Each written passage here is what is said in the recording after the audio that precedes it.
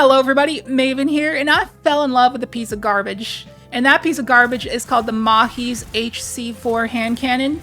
This gun sucks, but I love it. And I don't know why. And in this video, I'm going to try to explain why, although I don't even really know why myself. This gun is pretty fun to pair with Gyrfalcon's Hauberk. May not be the best one because the Buried Bloodline is by far the best one, and I'll definitely use the Buried Bloodline if I'm trying to do sweaty content, really trying to win.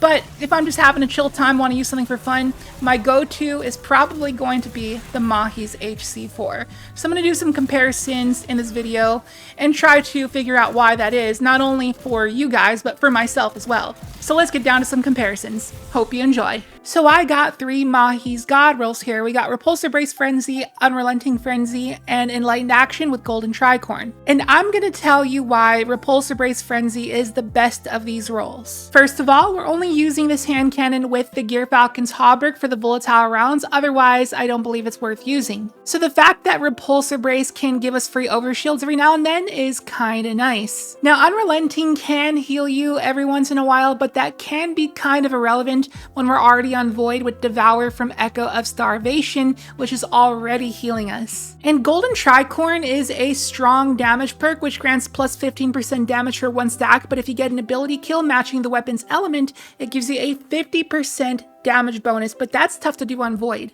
because our Vortex grenades are more meant for utility instead of damage, along with Echo of Undermining. Same goes for smoke bombs, so it's not really easy to get an ability kill. And you gotta pair that with Rapid Hit or Enlightened Action to help out the weapon's reload speed, but it's not really an issue for the Frenzy rolls because in addition to plus 15% bonus damage, Frenzy also grants plus 100 reload speed. This is why I believe that Repulsor Frenzy is the absolute God roll, especially along with Extended Mag. Now we're going to get to some comparisons, and as you can see, I brought a plethora of other Void primaries. Some of you might remember that I did a video comparing all the best Void primaries to determine which is the best one to use with the Gyrfalcon's Hauberk, and these were some of the top contenders. Minus pulse rifles, the best Void pulse is Elsie's rifle with rewind rounds and Frenzy, which I dismantled, and I have high regrets about that. So anyways, we're going to be testing this stuff out once again and see how the Maahes compares. And we're going to be doing our ad clear tests in the Hydroponics Delta as usual because it's equivalent to expert level difficulty,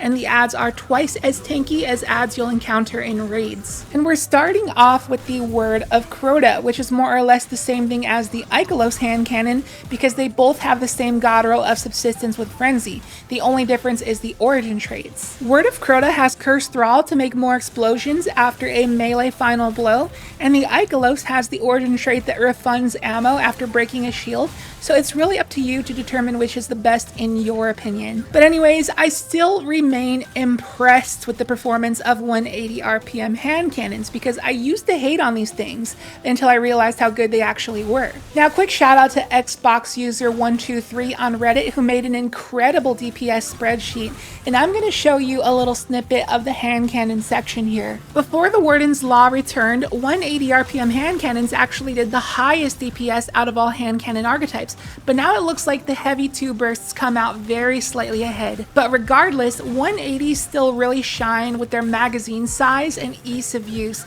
and with that being said, I still feel that the Ikelos and Word of Crota are some of the best legendary primaries to use with the Gyrfalcons. Now moving on to our auto rifle of the day, the Ross Arago, and our God roll is Rewind Rounds with Onslaught. It's an extremely fun feeling weapon to use. Rewind Rounds gives you a gigantic mag size, so you have plenty more time to take advantage of that sped up rate of fire from Onslaught. And for the casual player out there, this might be your favorite weapon to use with Gyrfalcons, and I don't blame you. It's very aesthetically pleasing and user friendly, but unfortunately, this roll has a major flaw with volatile rounds, specifically Onslaught. You see, when you make an enemy volatile and you damage them, they will periodically cause volatile explosions, right? Well, half the time when you kill a volatile enemy, they will die to that volatile explosion instead of your gun's actual bullets. And you know what that means? You will fail to proc kill base perks because the volatile explosion stole the kill. So when you're trying to ramp up your Ross Arago to Onslaught ×3, the volatile could screw you over and steal the kill you needed to proc the perk, resetting it back to its base rate of fire. So it's quite the flaw if I do say so myself. Volatile rounds are very strong, don't don't get me wrong, but the trade-off is that they can be a little incompatible with kill-based perks for that reason. So that, combined with the fact that autos don't really do the best DPS, I'm gonna have to pass on the Rossarago. Now let's move on to our SMG of the day, the Funnel Web. Now I'm sure a lot of viewers will have arguments to make for their own personal favorite SMGs, but the Funnel Web just happens to be my personal favorite. It's the same design as the Recluse, except between the reticle and recoil, the Funnel Web just feels so much better than the Recluse. There's just something about it, and I don't know what it is,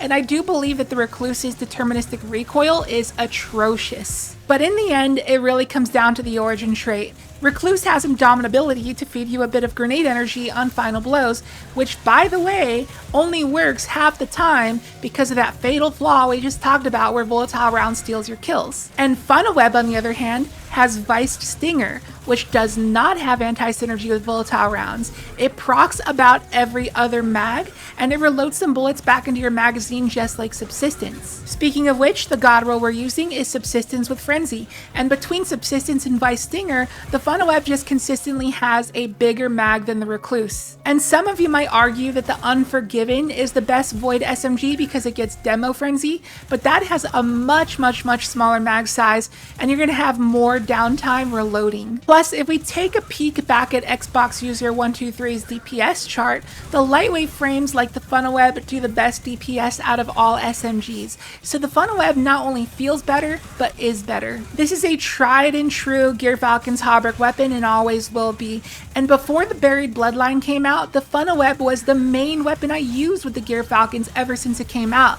Except back then I used Subsistence with Adrenaline Junkie. So I really have nothing bad to say about the Funnel Web. I think it's great, and I would not argue if you use this as your main Gyrfalcon primary. And next we're moving on to Scout Rifles, and we're using the Doom of Chelchis, or as I like to call it, Doom of Chi-Chis, with the God Roll of Explosive Payload and Frenzy, an absolutely monstrous God Roll. That is the single best perk combination you can possibly get on a PvE primary weapon, hands down. There's no arguing that. And there are very few weapons that get that roll. And the fact that we got one on Void is just amazing. And for those who watched my Gyrfalcons video where I compared a ton of legendary primaries, the Doom of Chelchis actually ended up being my top pick in terms of long range. This is just such a banger roll and you can't go wrong. Explosive Payload, for those who did not know, is also just a static damage perk in addition to an ad clear perk, and it also makes the gun feel incredible to hip fire, and with the extra damage and maxed out reload speed of Frenzy,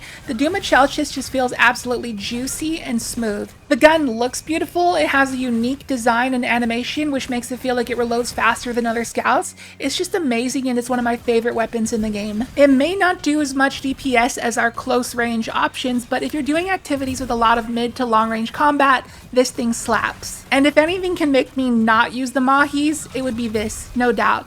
Now before we get to the Maahes, we just got one more archetype to go over, sidearms. So we'll be using the 7th Seraph SI2 with Threat Detector and Surrounded. So taking a look at the DPS chart for this, lightweight frame sidearms do the most DPS out of all primary archetypes in the game by far. It's not even close. They blow everything else out of the water. And the 7th Seraph SI2 just so happens to have Surrounded, which gives a 40% damage buff. So needless to say, this thing effortlessly shreds through things like a hot knife through butter. And you can tell by the background gameplay. And because sidearms just received a 20% damage buff against red bars in the final shape, this weapon basically makes them into a joke, even for grandmasters. Now, nothing competes with Buried Bloodline because that exotic is just in a league of its own, but if anything is going to give it a run for its money other than the Graviton lands, it's gotta be this little sidearm. But it speaks for itself. The only downside to using a true sidearm like this though is the range. That's the only thing keeping it from being viable in every possible activity.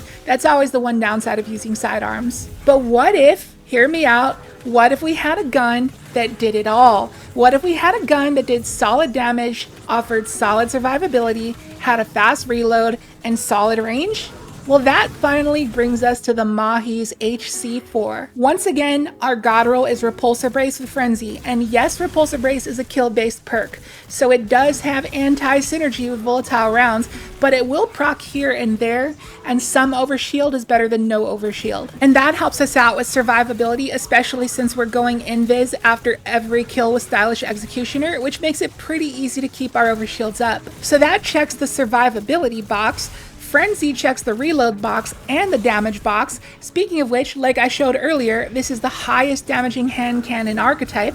Since it is a slower firing hand cannon that somewhat checks the range box, and the archetype it is, mixed with the Amalon Fluid Dynamics origin trait, that checks the feel and ease of use box. So the Maahes is just checking all the boxes here. So while the Maahes may not be the best at one thing particularly, it kind of is a jack of all trades and does a little bit of everything. I didn't think it was possible for a weapon to get more stable than a 180 RPM hand cannon, but you can see for yourself, the Maahes just does not move. It's probably the most stable weapon I've ever used. And that makes it comfortable to use at mid to long range. Might not have the range of a scout, but is on par with pulses. If you happen to have a frenzy roll of the Maahes, go try it with Gyrfalcons and see how good it feels. It's the secret sauce, man. I don't know, it just kind of has funnel web syndrome in the sense that for some weird reason it just feels amazing and there's no way to really explain it. And I guess that kind of explains the title of this video. I fell in love with a piece of garbage. The average player would probably see this world drop and immediately think it's trash and dismantle it, but you never know until you try it. And that was me literally a couple weeks ago. So if you're making a Gyrfalcon build and you want a primary that doesn't use the exotic slot, and you don't want a weapon that's only meant for close range or only meant for long range, then the Maahes may just be the weapon for you. And that about wraps up the video. But one last thing, I know I didn't go over bows in this video, but I did do a recent Fortunate Star God Roll review video, and I did try that out with the Gyrfalcon's Hauberk, so I'll link that in the card in the top right corner, and I'll link it down below if you'd like to go and check it out and see how it does with Gyrfalcons. But to sum up the Fortunate Star here in one quick sentence, I would say it's like the Maahes and the Dumachelchis had a baby. It kind of has like the range of the Dumachelchis, but like the nuances of the Maahes, if that makes any sense.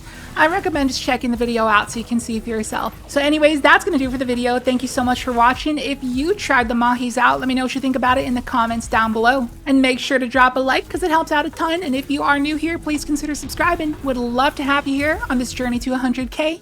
And with that, I will catch you in the next video. See you later.